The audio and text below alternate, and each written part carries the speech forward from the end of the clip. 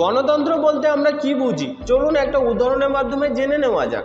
মনে করুন একটি হোস্টেলে 100 জন ছাত্র ছিল, তাদের টিফিনে প্রতিদিন সিঙ্গাড়া দেওয়া হতো, কিন্তু 100 জনের মধ্যে 80 জন প্রতিদিন এই খাবার খেতে চাইতো না। তখন তারা টিফিনে অন্য কিছু খাবারের জন্য হোস্টেল সুপারের কাছে আবেদন জানায়, কিন্তু বাকি 20 জন প্রতিদিন সিঙ্গাড়াই খেতে চাইলো। অবশেষে হোস্টেল সুপার ভোটের ব্যবস্থা করলো এবং বললেন যে খাবারে সর্বাধিক ভোট পাবে সেই খাবার প্রতিদিন টিফিনে দেওয়া হবে। কিন্তু ভোটে দেখা গেল ওই 20 জন ছাত্র প্রতিদিন সিঙ্গাড়ার পক্ষেই ভোট দিয়েছে, আর বাকি 80 জন ভোট দিয়েছে ঠিক এভাবে: ডাল পুরি 18 জন, পরোটা সবজি 16 জন, রুটি ছোলার ডাল 13 জন, মাখন রুটি 11 জন, নুডলস 10 জন আর ভেজিটেবল রোল 12 জন ভোট দিয়েছে। ফলাফলে সেই সিঙ্গাড়াই সর্বাধিক ভোট পাওয়ায় টিফিনে প্রতিদিন সিঙ্গাড়াই দেওয়াই চলতে থাকে। তাই বলে রাখি, যতদিন 80% মানুষ নিজেদের স্বার্থপরতা নিয়ে দ্বিধা বিভক্ত থাকবে, ততদিন 20% মানুষই তাদের শাসন করে থাকবে। তাই একটু বোঝার চেষ্টা করুন।